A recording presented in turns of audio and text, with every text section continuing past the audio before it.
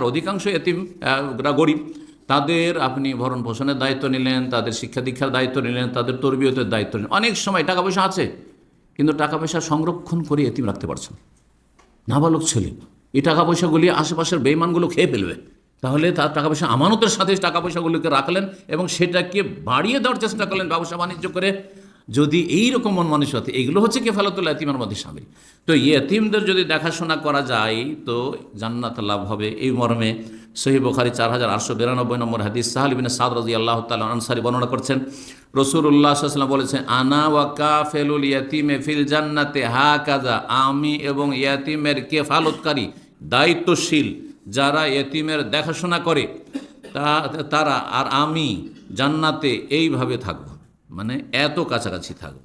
ও আশারা বিস সাব্বাবাতি ওয়াল উস্তা, সাব্বাবা এই শাহাদাতের আঙ্গুল এবং এই যে মধ্যমা যে রয়েছে এই আঙ্গুল দিয়ে ইঙ্গিত করে বুঝালেন। ওয়াফাররাজা বাইনাহুমা, তারপরে একটু ফাঁক করলেন যে এই যে একেবারে কাছাকাছি থাকবো। আল্লাহু আকবার। শুধু জান্নাত না, জান্নাতে রাসূলুল্লাহ সাল্লাল্লাহু আলাইহি ওয়াসাল্লামের পাশে থাকবেন, পাশাপাশি থাকবেন, প্রতিবেশী হবেন। যদি ইচ্ছুক হন তাহলে ইয়েতিমদের দেখাশোনা করবেন। ইয়েতিমদের লালন পালনের ফজিলত সম্পর্কে আরও অনেক হাদিস রয়েছে। একটি হাদিস ইবনে মাজাহ রয়েছে 3669 নম্বর হাদিস, যদিও হাদিসটি জয়ীফ, কিন্তু এই কথাটি অন্য আম যে হাদিসগুলো রয়েছে ইয়েতিমের ফজিলত সম্পর্কে তা তারা স্বীকৃতি পেতে পারে। তা হচ্ছে নবী সাল্লাল্লাহু আলাইহি ওয়াসাল্লাম বলেছেন, খায়রু বাইতিন ফিল মুসলিমিন বাইতুন, সবচেয়ে উত্তম পরিবার সেই পরিবারটি মুসলিম সমাজের, ফিহে ইয়েতিমুন, যেই বাড়িতে একটা ইয়েতিমের লালন পালন হয়। আপনার ছেলে মেয়েদের সাথে একটা ইয়েতিম, একটা ভাগিনা, একটা ভাগ্নি, একটা ভাতিজা, একটা ভাতিজি ইয়েতিম হয়ে গেছে, অথবা অনাত্মীয় হোক না, একটা গ্রামের অথবা দূরের অসহায় ছিল, তাকে নিয়ে এসে আপনি পড়িয়ে শুনে আপনার ছেলে মেয়েদের মতো করে লেখাপড়া করিয়ে আপনি মাদ্রাসায় মানুষ করে দিলেন, হাফেজ বানিয়ে দিলেন, আলেম বানিয়ে দিলেন, সেই ছেলেটাকে নামাজি বানিয়ে দিলেন। হতে পারে তার মায়ের কাছে তাহলে সেই ছেলেটা বেনামাজি হয়ে যেত, বেদিন হয়ে যেত, অশিক্ষিত মূর্খ হয়ে থেকে যেত, কিন্তু আপনার প্রতিপালনের কারণে সেই ছেলেটি একটা মানুষ জাত হইতে পারল। তো সবচেয়ে ভালো পরিবার সেই পরিবার যেই পরিবারে একটি ইয়েতিম রয়েছে, ইহসান ওয়েল, যার সাথে সদ্ব্যবহার করা হচ্ছে।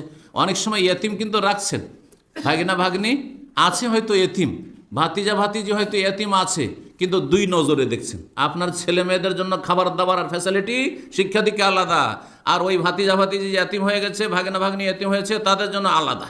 হ্যাঁ, ওরা চাষি হয়ে থেকে যাক, হ্যাঁ, ওরা অশিক্ষিত হয়ে থেকে যায়, কিন্তু আমার ছেলেমেয়েরাকে সুশিক্ষিত হইতে হবে, ডাক্তার হইতে, ইঞ্জিনিয়ার হইতে হবে না। আল্লাহ নিয়ত দেখছেন, সুতরাং সেখানে কিন্তু কঠিন অবস্থা হবে। নবী সাল্লাল্লাহু আলাইহি সাল্লাম আরও বলছেন, ওয়াসারু বাইতিন ফিল মুসলিম, মুসলিম সমাজের খারাপ পরিবার হচ্ছে বাইতুন ফিহি ইয়াতীমুন ইউসাউ ইলাইহি, বাড়িতে ইয়েতিম তো আছে, ভাগিনা ভাগ্নি, ভাতিজা ভাতিজি, নিকটাত্মীয়গুলোকে রাখে বেশি, কিন্তু তার সাথে দুর্ব্যবহার করা হচ্ছে, জুলুম অত্যাচার করা হচ্ছে, অন্যায় করা হচ্ছে, খারাপ আচরণ করা হচ্ছে। 20 নম্বর এবং সর্বশেষ পয়েন্ট জান্নাত লাভের উপায়, সেটা হচ্ছে এই অন্তরটাকে পরিষ্কার রাখা। কোনো মুসলিম সম্পর্কে যেন কোনো খারাপ ধারণা, অথচ খারাপ নয়, এমনি এমনি শুধু নেগেটিভ চিন্তা, হিংসা, বিদ্বেষ, শত্রুতা আর সংকীর্ণ চিন্তা চেতনা, অন্তর সংকুচিত, মন ছোট, মেনে নিতেই পারেন না, কেউ বড় হলেও মেনে নিতে পারেন না, আর এক কথাই সামান্য কথাতে উত্তেজিত হয়ে যান, সামান্য কথাতে মানুষের সাথে সম্পর্ক খারাপ করে নেন, আর মন খুবই একবারে সংকীর্ণ, এমনটা যেন না হয়। অন্তর যদি পরিষ্কার পরিচ্ছন্ন থাকে জান্নাতে যাওয়া সহজ হয়ে যাবে। আর অন্তর যদি হিংসা ভরা থাকে, অহংকার ভরা থাকে, অন্তরে যেসব রোগগুলি রয়েছে, অন্তরের মেলা রোগ রয়েছে, আমার ইনশাআল্লাহ ইচ্ছা আছে, কারণ এইসব আলোচনাগুলি বিষয়ভিত্তিক কেউ সাধারণত করেন না। অন্তরের রোগ, আমরাজুল কুলুব, হ্যাঁ, হৃদয়ের অনেক রোগ আছে।